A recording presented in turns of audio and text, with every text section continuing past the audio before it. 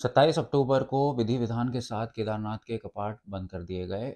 इसके अलावा केदारनाथ में सितंबर और अक्टूबर के महीने में लगातार आ रहे एवलांचों पर एक समिति गठित की गई थी। इस समिति ने अपनी एक रिपोर्ट पेश की है। हम इस समय वाडिया इंस्टीट्यूट में मौजूद हैं और हमारे साथ बातचीत करने के लिए वैज्ञानिक इस समय डॉक्टर मनीष मेहता जी भी हैं। उनसे जानते हैं कि आखिर ये रिपोर्ट है क्या और क्या मायने हैं इसके। सर, ये जो रिपोर्ट आई है आपकी, ये क्या कहती है कि एवलांचेस को लेकर जो समिति बनाई गई थी, तो अब ये रिपोर्ट में क्या चीज़ सामने आई है?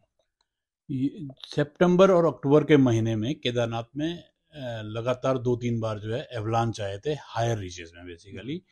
तो उस रीचेस में जो एवलांच है उसको देखने के लिए और उसकी कंडीशंस को समझने के लिए स्टेट गवर्नमेंट ने जो एक टीम बनाई थी, जिस टीम में वाडिया इंस्टीट्यूट के 2 वैज्ञानिक, यूएसडीएमए और आईआरएस के वैज्ञानिक शामिल हुए थे। हम देहरादून से गए थे वहाँ पे देखने के लिए।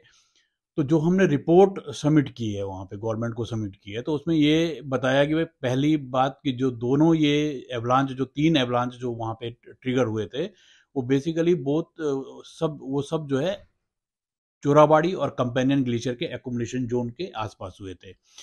तो उस एकुमुलेशन जोन में जो 2 एवलांच बाद में आए थे, वो दोनों कंपेनियन ग्लेशियर के जो है एकुमुलेशन जोन में आए थे, और वो केदारनाथ से लगभग लगभग जो है करीब करीब 6 किलोमीटर दूर है, करीब 5.5 और 6 किलोमीटर दूर है। हम्म।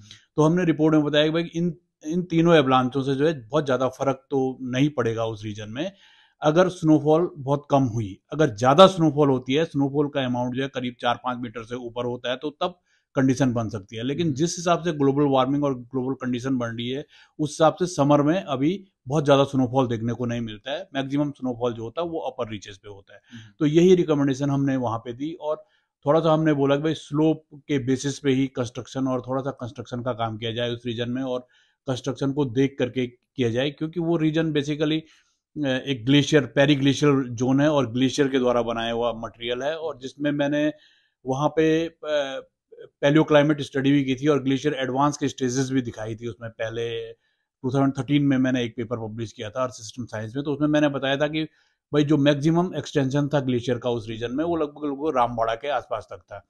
और उसके बाद जो है ऐसे करके करीब 4-5 स्टेजेस और आई थी, जिस स्टेजेस को मैंने जो है रामबाड़ा स्टेज, घेनुर पानी स्टेज, केदारनाथ स्टेज, और फिर जो है लास्ट एक स्टेज जो है वो ऊपर, ऐसे करके 4-5 स्टेजेस का नाम दिया था, जो लगभग 5,000 साल से और 12,000 साल के बीच आई थी। तो जो हम्म। लास्ट स्टेज ऑफ ग्लेशिएशन उस रीजन में था, वो कर लगभग लगभग जो है 5,000 साल के आसपास था, जिस टाइम पे 5,000 साल पे, उस टाइम पे जो है केदारनाथ का जो, जिसमें केदारनाथ बसा हुआ है, केदारनाथ रीजन है, वो टोटली ग्लेशिएटेड लैंड है। उसके बोथ साइड से मोरेन है, हम्म। और बीच का जो जितना भी मटेरियल है वो सारा ग्राउंड मोरेन है, और ग्राउंड मोरेन के बेस पे बना हुआ है। तो इस रीजन में हाई एल्टीट्यूड रीजन होने की वजह से जो है एवलांच का खतरा जो है उस रीजन में अक्सर होता है, क्योंकि समर में जो एवलांच आते हैं वो तो मैक्सिमम जो है लगभग लगभग 3,500 मीटर से ऊपर आते हैं, जहाँ पे मानसून में स्नोफॉल होता है। लेकिन विंटर में क्या होता है कि विंटर में स्नो लाइन नीचे आ जाती है, और लगभग लगभग जो है हमारी स्नो लाइन हमें गुप्तकाशी तक, या गौरीकुंड, गुप्तकाशी, सोनप्रयाग तक स्नो लाइन आती है विंटर में। तो उससे क्या होता है कि जितने भी और भी डाउन स्ट्रीम के रीजन है, उस रीजन में भी एवलांच का खतरा रहता है, और हम्म। जो विंटर में बना रहता है। तो ये एवलांचेस आते कैसे हैं? क्या आपने इस पे स्टडी किया है, काफ़ी अध्ययन किया है? आप बता सकते हैं हमें कि कौन कौन से एरियाज हैं? बेसिकली एवलांच क्या होता है कि एवलांच जो एक जो स्नो होता है बेसिकली, जिसको हम बर्फ बोलते हैं, तो हम्म। बर्फ का जो एक बर्फ बर्फ जो है पिघल कर, सॉरी मतलब आपका आप क्या बोल सकते हो उसको, डिसेंड डाउन होता है, मीन्स नीचे रगड़ करके नीचे आ जाती है, तो वो एक एवलांच होता है। तो एवलांच बेसिकली, एवलांच में जो बर्फ की डेंसिटी होती है वो लगभग लगभग जो है आपकी जो है 20 किलोग्राम पर मीटर क्यू से लेकर और 600 किलोग्राम पर मीटर क्यू तक होती है। तो ये एवलांच बेसिकली क्या होता है कि किसी भी स्लोप की जो है लोड बियरिंग कैपेसिटी होती है, और उस लोड बियरिंग कैपेसिटी में कि वो स्लोप कितना लोड अपने ऊपर संभाल पाएगा। जब स्नोफॉल ज़्यादा होती है, या स्लोप कंडीशन जो होती है उसके ऊपर जब स्नो एक्यूमुलेट होती है, तो एक लिमिट के बाद वो स्नो, वो स्लोप जो है उस लोड को नहीं बियर कर पाता, हम्म। और वो नीचे चले आता है।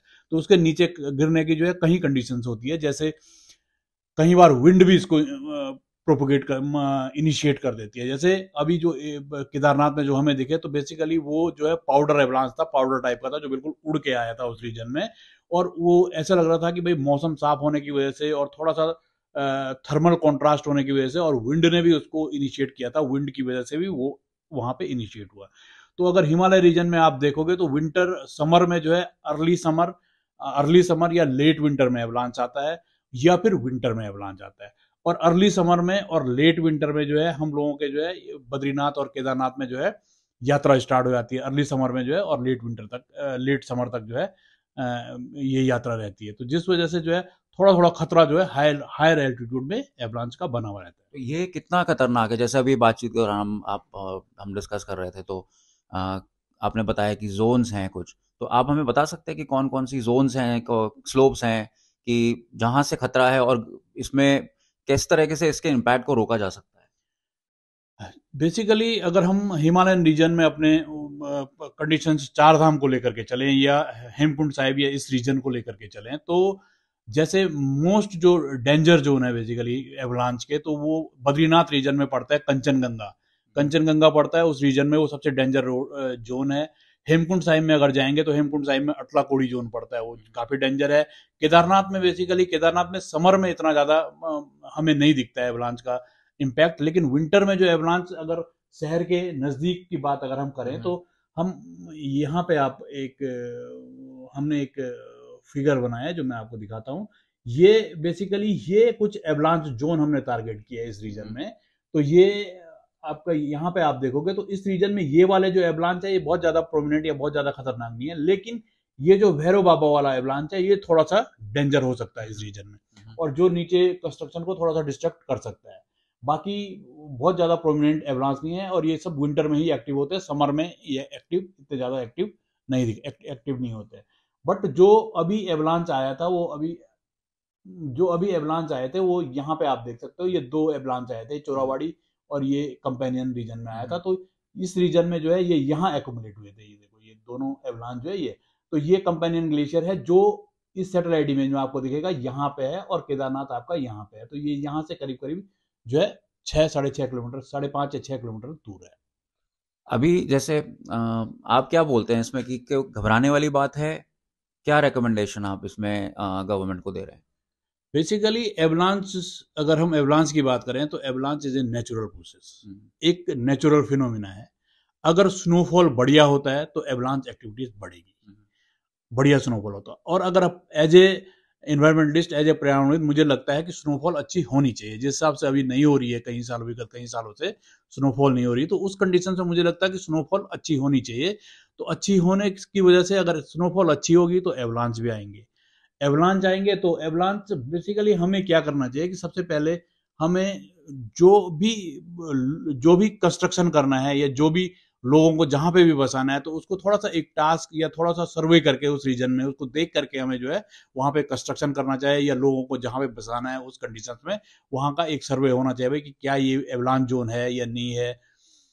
अभी आप देखोगे कि जब मैं खुद जो है पहाड़ का रहने वाला हूं और बद्रीनाथ रीजन का रहने वाला हूं, तो करीब 87 और 92 के आसपास जब हम छोटे छोटे थे तो बद्रीनाथ में मैंने देखा कि मई जून में ही जो है करीब 5-6 फीट बर्फ पड़ गई थी उस रीजन में जब हम छोटे छोटे थे। तो मुझे अभी भी याद है उस कंडीशन में। तो वैसी अगर हालत फिर दोबारा जो है, अगर क्लाइमेट उसी ओर जाता है तो फिर थोड़ा सा डेंजर हो सकता है। नहीं तो नेचुरल प्रोसेस है, और नेचुरल जो है अपना तो करेगा ही करेगा, हम नेचर को रोक नहीं सकते। बहुत बहुत धन्यवाद, आपने हमें इनपुट दिए। Thank you. तो ये थे डॉक्टर मनीष मेहता, जिन्होंने हमें बताया कि घबराने वाली बात नहीं है, क्योंकि एवलांच एक नेचुरल प्रोसेस होता है। लेकिन जो केदारपुरी में जो कार्य चल रहे हैं, जो प्रोजेक्ट चल रहा है, उसमें एक सर्वे करने की ज़रूरत है। और जिस तरीके से डॉक्टर मेहता ने हमें समझाया कि जो जोन्स हैं उनको देखते हुए कंस्ट्रक्शन प्रोसेस जो है वो आगे बढ़ाया जाए। कैमरामैन अनिल बडूनी के साथ अंकित शर्मा, देहरादून।